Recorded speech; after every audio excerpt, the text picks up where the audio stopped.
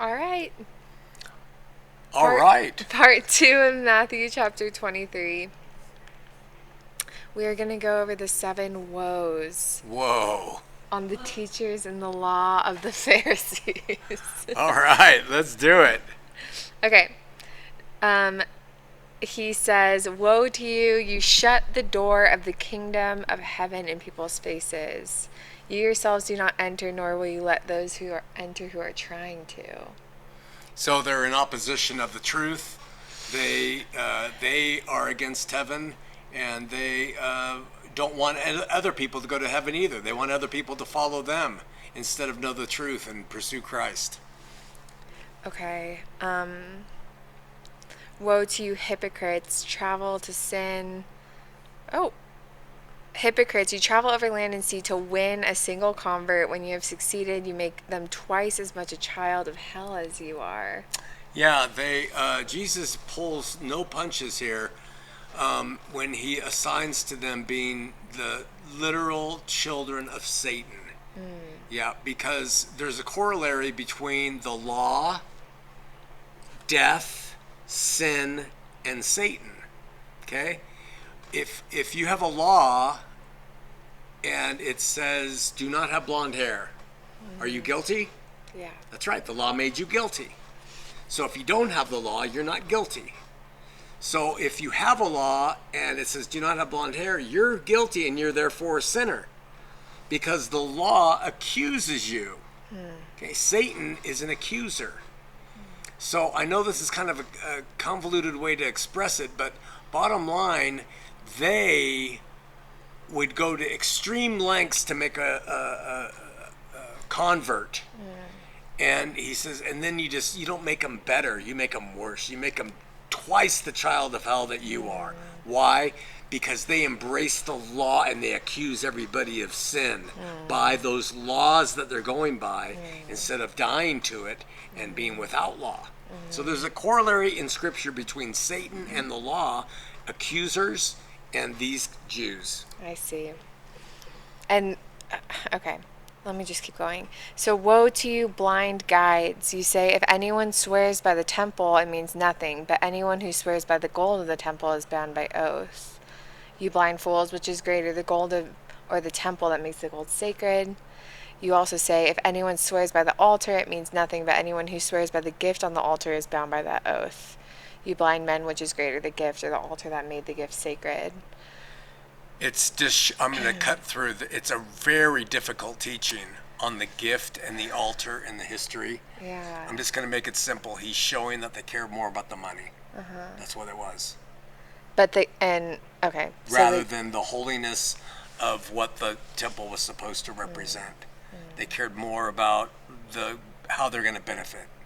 It's a very simple way to go to it, but I can't recall all the details, but I just know it's a really difficult teaching. The gift, okay. On the altar it's in reference to the Old Testament. It's in reference to if our memory serves, it's in reference to something that's not even in the Old Testament, but a practice that they created for themselves. Okay. So, but to draw on the gold and the temple part, the temple, like swearing by the temple would be something that is correct at that time. Like to swear on the temple, is that something they would do? They may have done that. I don't remember the history of it, but I don't think swearing was... They swore oaths, and he's just saying... You won't even swear an oath on what is God's. You swear oath on what is the gold in God's house. So that's the best thing to take from that. Okay. Yeah. Give a tenth of your spices, but neglect the important matters of the law, justice, mercy, and faithfulness. Yeah. Spices. Yeah. So the Jews were so specific about never breaking any of the law. When I say the Jews, the Pharisees. That if someone gave them a teaspoon of cumin, Hate. Cumin is a spice. Celery root. Had to choose that one. Celery All root. the spices. No. This is a product of Family Guy, The Office. No! All these shows, The this is what Office it is does to your brain. wholesome. I mentioned a simple, beautiful spice created for us by God himself, cumin. I hate you so much. And she hates it. All right, cinnamon. They would Beautiful. parse out 10% of that because they wanted to keep that law right. But he says, and you ignore the most the most important parts of the law, which are mercy, right? So they were all external. They were all, we do this, we do to be approved, and it was just a mess. And he said, you don't even understand the heart of God. But just really quickly, you said by the Jews, I mean the Pharisees. When you talk about the Jews, do you usually mean the Pharisees? Yeah, the people I don't speak of in a derogatory way because they were under the leadership of these Pharisees and Sadducees and Essenes, which aren't mentioned very often. Mostly the Pharisees and Sadducees, and they were the Jews who were killing Christ. They were the ones who were rejecting him. So when I say the Jews, I'm talking about their leadership. I see. Yeah. Okay. Similar to today, when you talk about the Christians. Yes, or the definitely the Mormons. leadership. Same problems. Yeah. Okay, so then it seems like he's making similar points over and over. Clean the outside of the cut, but the inside is full of cup. I wrote it wrong. But the inside. Outside of the cut. But you don't clean the inside of the cut where all the germs live. That's the Irish Beatitudes. Continue.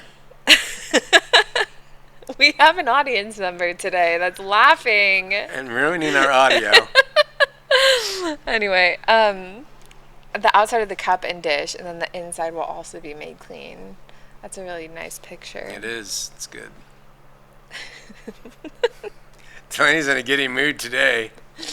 You're in a less talkative mood today. I'm being very succinct. It is. Very good. Yes. Carry on. Like whitewashed tombs, they look beautiful on the outside, but inside they're full of bones and unclean. Yeah. Constantly talking to them about the outside they perfect, the inside is filthy, and that's the way religion works. It's always trying to make the outside look right, and they don't give a rat's rear end about the inside, the heart. And that's how God is. He doesn't care about the outside. He wants to know what's in and on the heart. Do you think there's a reason that it seems like he's getting at specific things with each one of these points, though? They're all pointing to the same thing, but they're all like nuanced and different. Yeah. And it's just to paint the whole picture, I suppose. Yeah. Condemn them as harshly as you possibly can. Okay, so you build tombs for prophets, decorate graves of the righteous, say you wouldn't do what they did, but then deny that you come from them.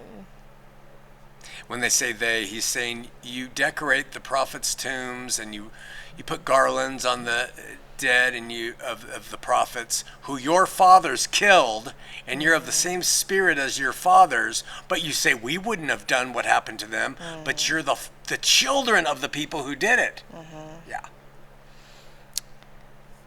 Okay, so, I mean, okay. How will you escape the condemnation of hell? You who killed the prophets, how I wanted to gather you, but you weren't willing. Ooh, that's so big. First of all, the King James translators decided to put hell there when that's not the word that's used there. The word that's used is Gehenna. All right? And Gehenna is like the dump site of Jerusalem.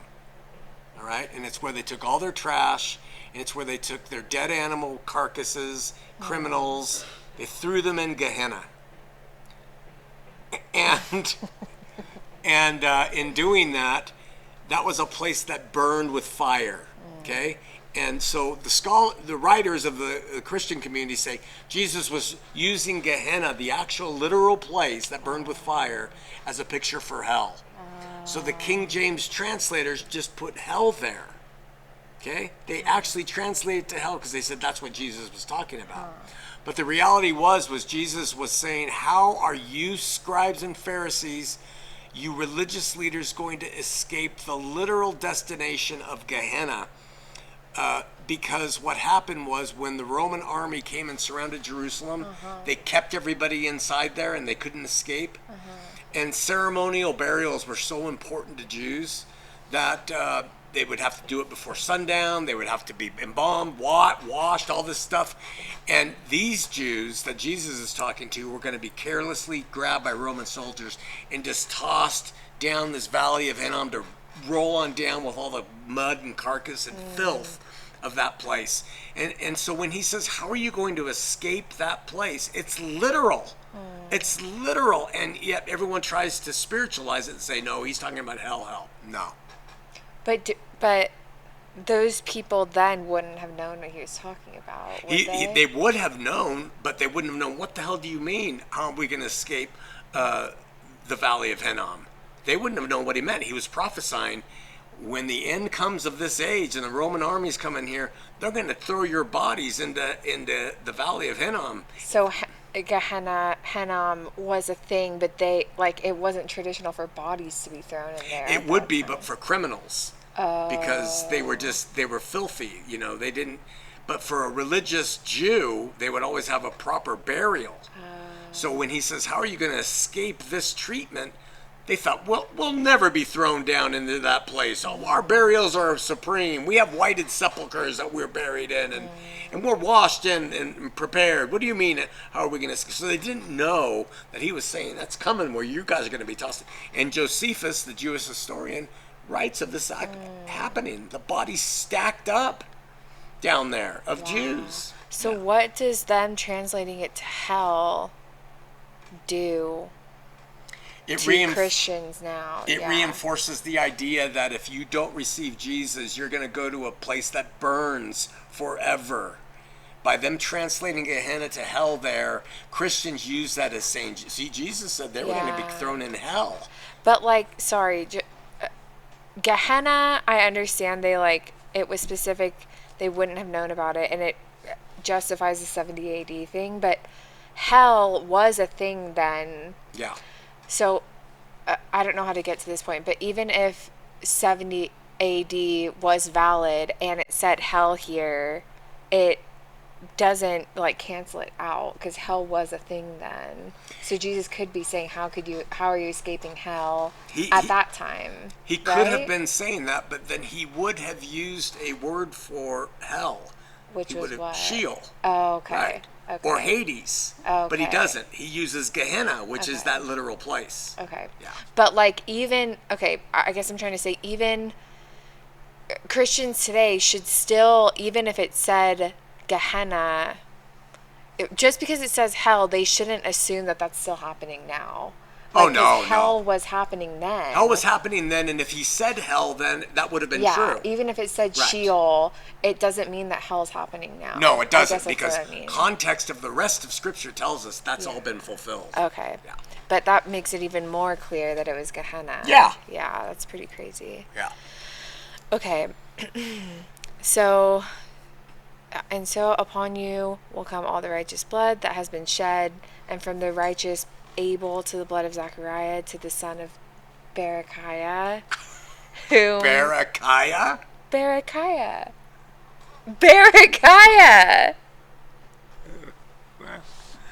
The reason I say that is because the reference he gives there is not known. It's part of their history, but it's not in the Bible.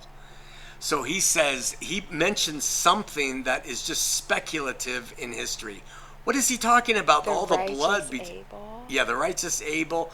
So what he's saying is all the blood that has been shed from Abel, who was killed by Cain, all the way up to this unknown thing of between the altars with Berechiah, all of the blood that was shed there is going to be on you. All this will come on this generation. Yeah, that generation. Yeah. Wow. Yeah. Why? What does that mean, it will come on them? I don't fully get that. Because they had represented the law, the prophets, they received the Messiah, they had received the teachings, everything had come down upon them. They have the whole history from Abel on of everything, and they had the most information given to them as a people, and they still rejected it. So he's saying all the judgment of all of this stuff's going to fall on you the hardest. It's basically a way to paraphrase Oh, it. I see. Okay. Okay. I mean, he's throwing down big time on them. Well, it makes sense as we go into 24. 23.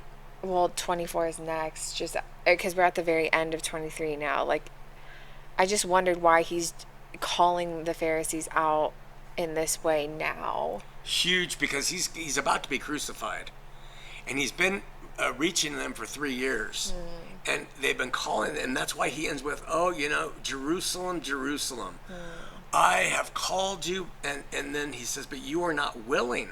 I was like a chicken gathering her chicks, right? Hen gathers her chicks under her wings. Under her wings, but you were not willing. And it shows that the human will plays a part in what God is doing, because they weren't willing. People say, "Oh no, God elects you to be willing," and then no. Jesus wouldn't say that to them if it was all appointed. You have a choice to believe or not believe by the evidence you're given, and it's all, you will be judged according to your will. And some people will just say, "I'm not going to believe it," so they don't. So the Jews were the same. You weren't willing. So, fig tree coming down upon you.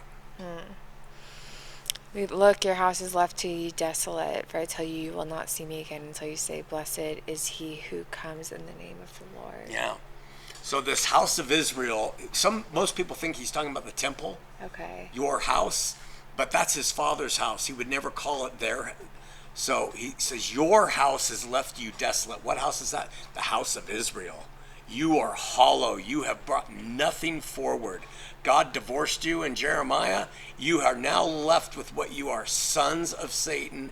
You are the children of the devil. You do the works that your father did. All of the judgment that was upon Abel to hear is falling upon you. And that sets us up for what's going to come in the next chapter. Because he has laid out hardcore, harder than any other place, upon these religious leaders of that day. Okay. Well, I think that satisfies for 23. Yippee! We're at 17 minutes. We should say, though, that we're posting this on the Heart of the Matter channel now. And for those, I think people on Heart of the Matter are a little confused. Oh. But this is a podcast of a Christian Ultra Libertarians for Truth podcast, would you say? Called I Don't Get the Bible. And all of his teachings, if you're looking for them, are now at cult.love. So go check that out. Yeah, and this is just another, Cult.love is our online university.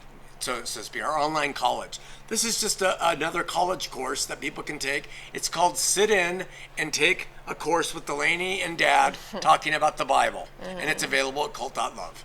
Awesome. All right.